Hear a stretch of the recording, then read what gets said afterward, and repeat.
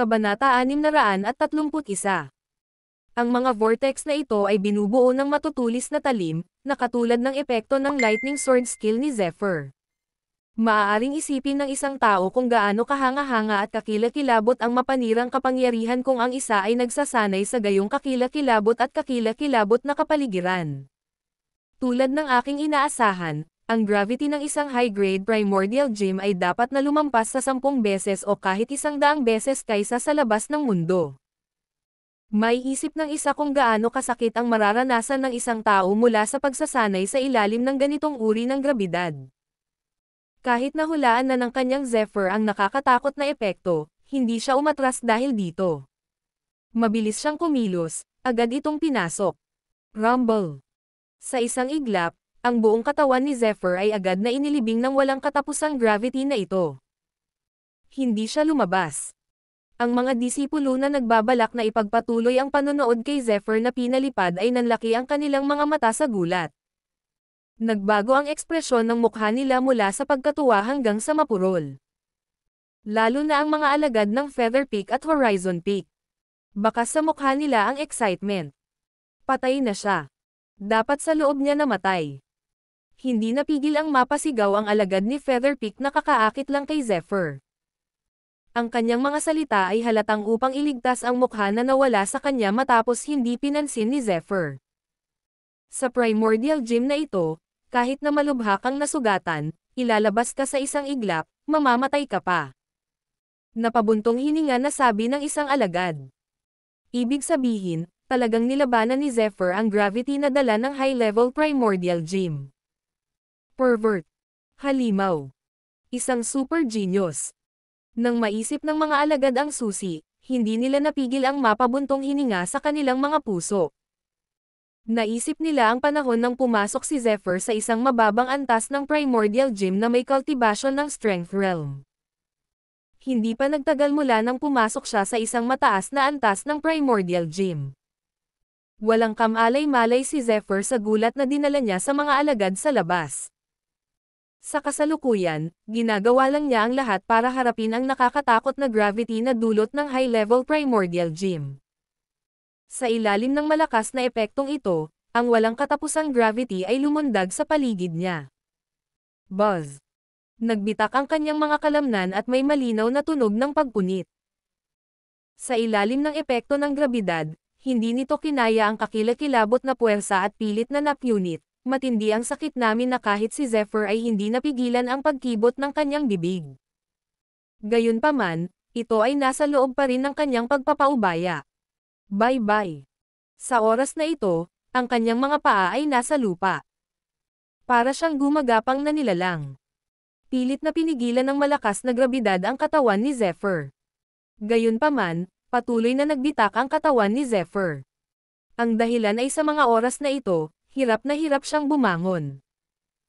Habang dahan-daang tumayo ang kanyang katawan, ang mga kalamnan at buto sa kanyang katawan ay patuloy na gumagawa ng mga tunog na parang umuungal. Boom! Sa wakas, nang tumayo si Zephyr sa kalahati, ang malakas na presyon ay biglang pinigilan ang kanyang katawan na parang mga banal na bundok. Sa isang iglap, pinalipad muli si Zephyr. Gayunpaman, sa pagkakataong ito, hindi siya lumipad palabas. Sa halip, direktang lumipad siya sa isang sulok ng mataas na antas ng primordial gem. Ito ay isang pahingahang lugar. Kung ikukumpara sa mababang antas na primordial gem na ito, ang mataas na antas na primordial gem na ito ay may pansamantalang lugar upang makapagpahinga. Sa posisyong ito, hindi maaaring lumitaw dito ang malaki at kakilakilabot na grabidad. Napabuntong hininga si Zephyr Khan. Sa ilalim ng napakalakas na gravity. Si Zephyr ay nasa gulo. Sa ngayon, balot ng dugo ang buong katawan niya, para siyang isang duguan na nag-walk out sa dugo. Gayunpaman. Bagamat napuno ng dugo ang kanyang katawan, hindi hangina ang aura ni Zephyr at lalo pang lumakas. Ang kanyang mga mata ay napuno ng isang malakristal na banal na ningning na halos nakikita. Chapter 632. Malinaw. Bagamat ang katawan ni Zephyr ay lubos na pinainit, ang mga kakanyahan at espiritu ay naging mas malakas at lumambat. Phew! Iniluwa niya ang isang subo ng maputik na hangin na may bakas ng dugong pulang ilaw. Nakakamangha talaga ang gravity. Sa pagtingin sa lugar na puno ng gravity, napabuntong hininga si Zephyr. Umuungol. Sa sandaling ito, patuloy na kumakalat ang dagandong ng dragon sa kanyang katawan. Ang siyam na kaliskis ng dragon ay naglabas ng libu-libong sinag ng liwanag. Ang mga kaliskis ay lumawak sa sukdulan. Ang bawat sukat ng dragon ay sumasakop sa isang bahagi ng katawan ni Zephyr, ngunit sila ay nagsanib sa isa't isa. Ang komplikado at malalim na texture ay naglalaman ng aura ng kapangyarihan. 1-in-1. Kapag ang ikasampung dragon scale ay pino, ang Ancient Draconic. Papasok ang paraan sa bagong antas. Maaari din itong ituring na isang maliit na tagumpay. Sa oras na iyon, sa tulong ng 10-in-1 na lakas, ang lakas ng suntok ko ay hindi lamang magpapakawala ng sarili kong kapangyarihan, kundi pati na rin ang kapangyarihan ng isang dragon. Gayunpaman, napakalinaw din ni Zephyr na bagaman ito ay tila simple, ito ay talagang napakakomplikado at mahirap na makamit ito. Muli. Nagngangalit ang kanyang mga ngipin, tumingin si Zephyr sa gravitational field at muling nagsalita. Rumble. Walang katapusang pagpunit, walang katapusang gravity ang agad na lumubog sa katawan ni Zephyr. Pinalipad siya. Pumasok na. Pinalipad siya. Pumasok na. Paulit-ulit, kapag natalo siya ay mas lumalim siya sa susunod. Si Zephyr ay parang isang Diyos na walang kamatayan. Sa bawat oras na siya ay malubhang nasugatan, huminga lamang siya ng ilang hininga at agad na pumasok sa pinakamalalim na lugar, patuloy na ginagamit ang gravity ng mataas na antas ng Primordial Gem upang pinuhin. Sa simula, labis na napahiya si Zephyr. Ang epekto ng mataas na antas ng Primordial Gem ay naging mas malakas. Ang gravity dito ay tila patuloy na lumalawak sa pagtaas ng tibay ng gumagamit. Gaya ng inaasahan sa isang mataas na antas ng Primordial Gem, ang kalooban ni Zephyr ay lalong naging kamangha-mangha at nakakatakot. Boom! Sa wakas, pagkatapos ng ika-6 na araw. Sa wakas ay nagsimulang tumayo si Zephyr mula sa passive binding at crushing state, at unti-unting nagsimulang labanan ang gravity sa paligid niya. Kung alam ng mga alagad sa labas ng mundo ang ugali ni Zephyr, malamang na mabigla sila at hindi makapaniwala dahan-dahan siyang dumaan. Sa wakas, sa ika-12 araw. Unti-unting bumukas ang pinto ng high-level Primordial Gem. Isang figure ang dahan-daang lumabas sa mataas na grado na Primordial Gem. Sa kanyang pagpapakita, maraming mga pag-iisip ang mabilis na nagkulong sa kanya sa loob ng iba pang Primordial Gem na nagbibigay liwanag sa lagusan. Basag. Ang tunay na enerhiya ay kumikislap at nagtagal tulad ng isang electric current, na gumagawa ng mahabang ingay. Sa madilim na asol na liwanag, ang figure na dahan-daang lumabas sa mataas na antas ng Primordial Gem ay naging mas malinaw at mas malinaw. Sino pa kaya ito maliban kay Zephyr? Sa sandaling ito, natural na naramdaman ni Zephyr ang mga iniisip ng ekspedisyon sa paligid niya. Malinaw na mula sa iba pang Primordial Gem ang mga pag-iisip ng ekspedisyon na ito, at lahat ng nasa Primordial Gem na iyon ay nasa itaas na echelon ng The Boundless Academy at ang mga elder ng iba pang peak. Si Zephyr ay partikular na malinaw tungkol sa isa sa kanila. Ito ay isang malamig at nakakabaliw na pag-iisip, tulad ng isang Ice Demonic Blade sa Nine Serenities. Nakakulong ito sa kanya sa lahat ng oras, na para bang gusto siyang patayin. Ethan Klein. Napangisi si Zephyr sa kanyang puso. Mabilis niyang nakilala ang may-ari ng kakaiba at malamig na kaisipang ito. Gayunpaman, hindi inakala ni Zephyr na si Ethan Klein ng Horizon Peak ay lalabas din sa Primordial Gem. Chapter 633. Gayunpaman, ito rin ang nagpapaunawa sa akin ng malinaw sa paglilinang ni Ethan Klein. Ang mga makapasok sa high-level na Primordial Gem ay nasa Spirit Realm. Tanging siya lamang ang naging exception. Obviously, nasa Spirit Realm si Ethan Klein. Emph. Nang maramdamang lumalakas ang pag-iisip, malamig na umungol si Zephyr. Bigla siyang gumalaw at inalis ang iniisip at nawala. Haha! Ang bilis naman. Mukhang may tipak ng lakas ng hangin dito. Well, that's right. We misjudged this little guy in the beginning. Kahit na 2 beam of light lang ang taglay niya, ngayon, sa pag-asa pa lang sa skill na ito, pinagsisihan na namin. Hahaha. Kumita na yata si junior brother Maxim Callahan this time. Ang mga master ng iba pang mga pag-iisip ay lahat ng nagsasalita at tumatawa. Gayunpaman, sa isang primordial gym, puno ng bangis ang mukha ni Ethan Klein. Zephyr. Teka lang. Isang boses na parang sumpa ang dahan-daang lumabas sa espasyong ito. Isang napakalaking puwersang pampunit ang agad na pamunit sa nakapalibot na espasyo at pinigilan ang nakakatakot na gravity. Nang umalis si Zephyr sa Tower of Primordial Energy at bumalik sa Supreme Peak. Isang stream ng enerhiya ang mabilis na dumaloy sa kalangitan at kumalat sa buong Supreme Peak. Natanggap ng lahat ng mga disipulo ng Supreme Peak ang nakatago sa enerhiya. Ito ay isang enerhiya na naglalaman ng impormasyon, at ang taong nagpakalat ng enerhiya ay si Maxim Callahan. Mayroon lamang isang punto sa mensaheng ito, na himukin ang mga disipulo na pabilisin ang kanilang bilis ng paglilinang sa susunod na 6 na buwan. Bukod dito, lahat ng nasa The Library at Medicinal Hall ay maaaring palitan ng mga puntos, at makakatanggap sila ng 20% na diskwento.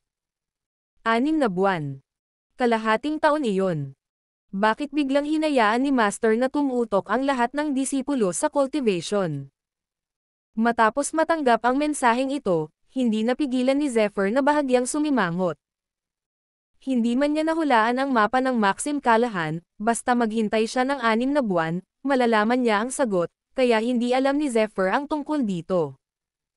Ang 6 na buwan ay hindi maikli o mahaba. Kung tatalikuran niya ito, isang kisap mata lang ang kailangan. Ang kasalukuyang cultivation ko ay umabot na sa peak level 6 agility. Sa pagkakataong ito, bagamat hindi pa ako nakakapasok sa level 7 agility pagkatapos ng high-level primordial gems cultivation, ang katawan ko ay umabot na ulit sa bagong level, na mas malakas kaysa dati. Ngayong lumuwag na ang bottleneck, makakaabot na ako sa level 7 agility sa ilang sandali. Napakalinaw ni Zephyr tungkol sa kanyang kasalukuyang sitwasyon. Ang kasalukuyang ako ay karaniwang nag-aaksaya ng oras kung nais kong mapabuti ang aking pisikal na katawan. Hindi ito magkakaroon ng malaking epekto sa loob ng maikling panahon. Kaya, kailangan kong magsimula sa iba pang aspeto. Ang swordsmanship ay pangunahing nakatuon sa puwersa ng espada. Ang fist technique ay may focus of supreme fist, at ang earth-shattering fist ay mas malakas. Ang Eye of Breaking Evil ay napakadalisay. Ang Spirit-Breaking Sword Palm ay lubos na naunawaan. Para itong malayang maoperahan. Wala akong masyadong pagkakataon na gumawa ng isang pambihirang tagumpay. Habang nag-iisip, sa wakas ay naisip ni Zephyr ang galaw ng kanyang katawan. Sa pagkakataong ito, nagawa niyang makatakas mula sa gilid ng Hallmaster dahil sa sarili niyang kakayahan, ngunit higit sa lahat, dahil sa kakaibang pag-atake ng sakam na pusa kaya siya nakakuha ng pagkakataon para sa kanyang sarili. Sa makatuwid, nakita ni Zephyr ang kanyang mga pagkukulang. Bagaman ang aking Thunderfoot ay hindi mahina, sa mga tuntunin ng antas ng aking Thunderfoot, natatakot ako na ito ay nasa gitna lamang ng antas ng Body Attunement, at ito ang epekto ng pag-asa sa suporta ng aking electrical power. Gayunpaman, kung gusto kong makipagpalitan ng mas mataas na antas ng paggalaw ng katawan, kailangan ko ng higit pang mga puntos. Kabanata 634. Ang paggalaw ng katawan ay isa rin sa martial techniques. Gayunpaman, ito ay mas bihira at mas mahalaga. Kung gusto niyang palitan ito sa The Boundless Academy, natural na kailangan niya ng mas maraming puntos. Sa panahong ito, talagang gumamit si Zephyr ng maraming kayamanan na nakuha sa pagsubok ng pagsubok upang makipagpalitan ng mga puntos, ngunit ngayon karamihan sa mga ito ay naubos na ng mataas na antas ng Primordial Gem. Ayon sa pagtatansya ni Zephyr, ang natitirang mga puntos ay hindi kahit na ipagpapalit para sa isang mababang antas ng paggalaw ng katawan ng Body Attunement. Nga pala, sa panahong ito ng pagsubok na pagsubok, medyo marami akong nakuhang martial techniques. Kabilang sa mga ito, dapat mayroong ilang martial techniques ng paggalaw ng katawan. Biglang naisip ni Zephyr ang kanyang natutunan sa panahon ng paglilitis sa panahong ito. Hindi niya maingat na inayos ang mga bagay na ito. Meow. Nang bumalik si Zephyr sa kanyang tirahan, tumakbo pabalik ang matako na pusa. Sa oras na ito, bilugan ang tiyan nito at komportableng nakahiga sa kama ng bahay na kawayan ni Zephyr habang kumakawi ang mga kuko. Natulog na ito. Ang Diyos lamang ang nakakaalam na dapat itong pumunta sa kung saan ang pangunahing taluktok upang kumain ng palihim. Sa pagtingin sa inaantok na lalaki na ito, si Zephyr ay hindi nakaimik ng ilang sandali. Mula nang bumalik sa The Boundless Academy, bihirang makakita si Zephyr ng matako na pusa.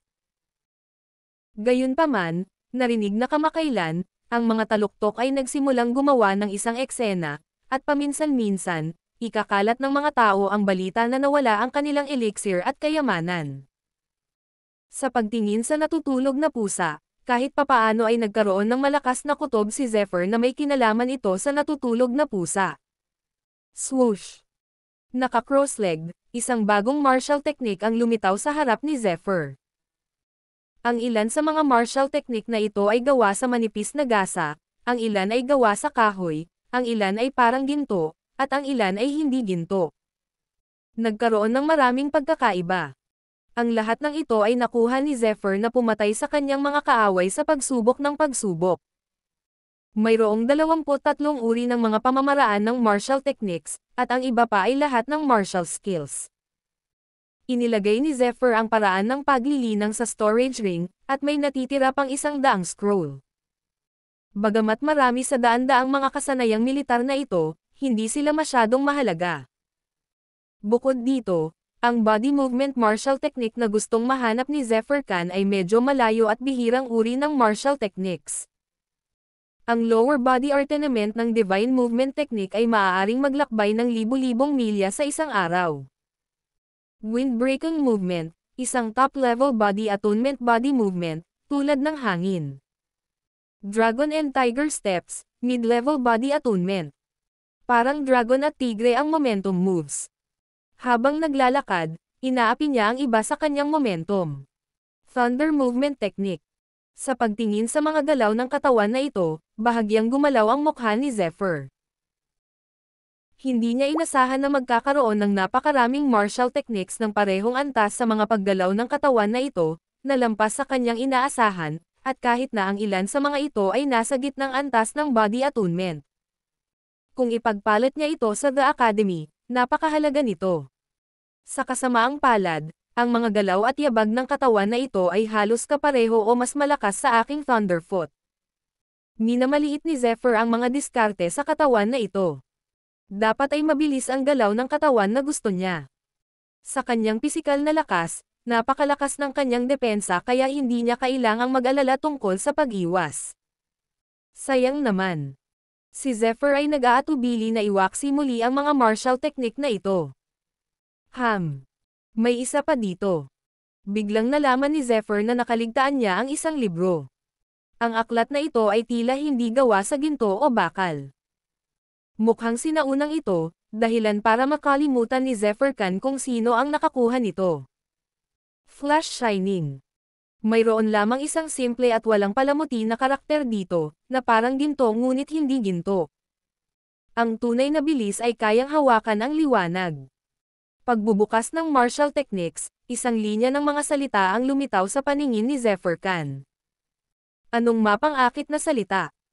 Sa harap ng pangungusap na ito, kahit na walang kahit katiting na kabayanihan sa kanyang mga salita, isang mapagmataas at nangingibabaw na aura ang sumalubong sa kanyang mukha. Ang bilis ng liwanag ay isang hindi maisip na bilis, ngunit mayroong isang dominanteng pangungusap sa martial technique na ito na tinatawag na Flash Shining, na pumukaw sa interes ni Zephyr. Nang matapos basahin ni Zephyr ang martial technique, naging seryoso ang kanyang mukha. Ang Flash Shining ay isang uri ng paggalaw ng katawan. Lampas sa Thunderfoot ang orihinal na nilinang ni Zephyr. Kung walang pirma, imposibleng sabihin kung sino ang lumikha nito. Ngunit ang sitwasyong inilarawan dito ay nagpagulat kay Zephyr. Sa ganitong flash shining, mula sa bilis hanggang sa lakas, at mula sa mga usapin ng paglilinang, ang bawat hakbang ay napakalinaw. Gayunpaman, sa pagtatapos ng martial techniques, isang serye ng mga numero ang naitala. Ang bilang ng mga taong nagtatanim nito ay kasing dami ng buhok ng baka. Gayunpaman, kakaunti ang mga tao na matagumpay na nakabisado ito. Sa pagtingin sa numerong ito, bahagyang gumalaw ang mga sulok ng bibig ni Zephyr.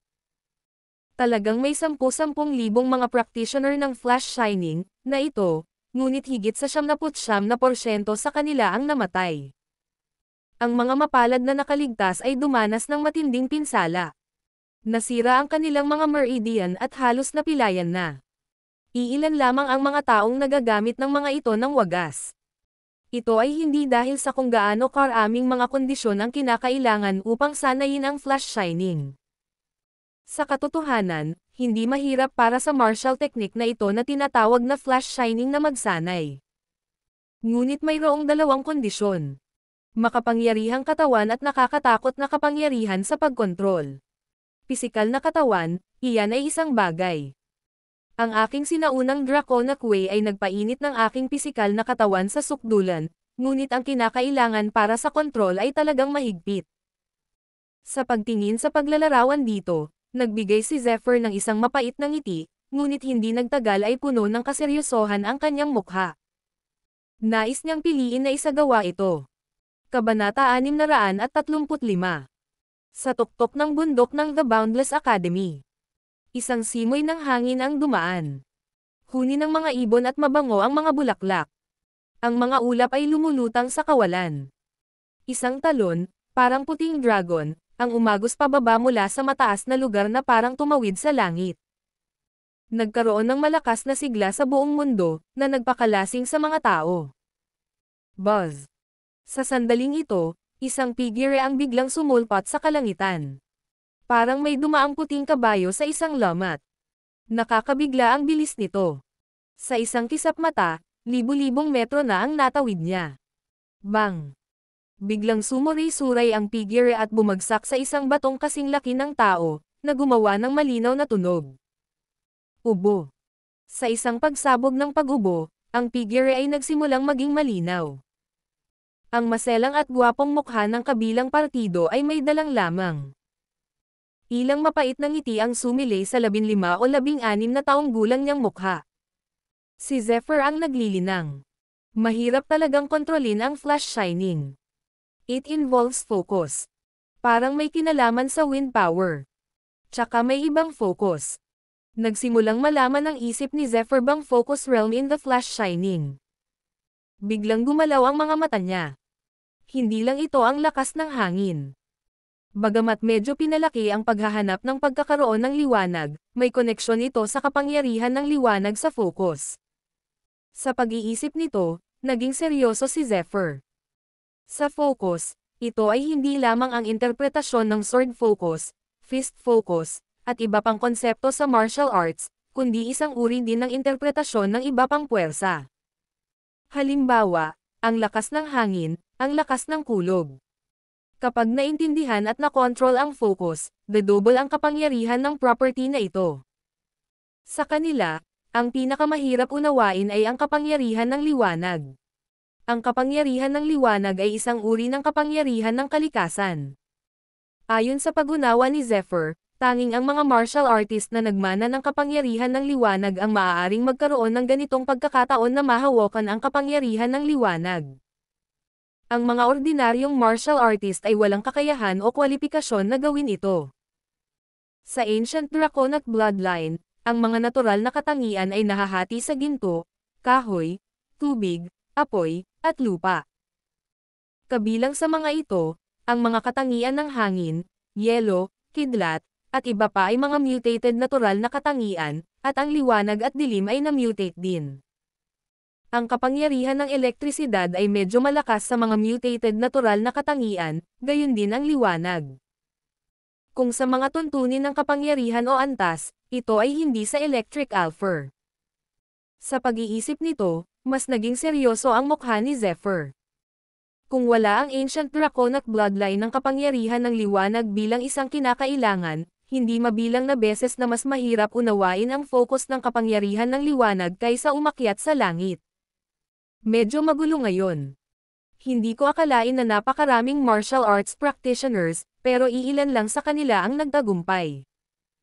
I wonder kung lahat sila ay may ancient draconic bloodline na may kapangyarihan ng liwanag. Kung walang paraan upang maunawaan ang focus at ang kakanyahan ng kapangyarihan ng liwanag, kung gayon walang paraan upang perpektong ipakita ang flash shining na nagbigay ng sakit sa ulo ni Zephyr. Mukhang makakahanap lang ako ng ibang paraan. Napaisip si Zephyr habang naglalakad. Unconsciously, nakarating siya sa isang pangunahing rurok. Ang pangunahing tuktok na ito ay may matalim na aura. Tila kayang punutin ang langit.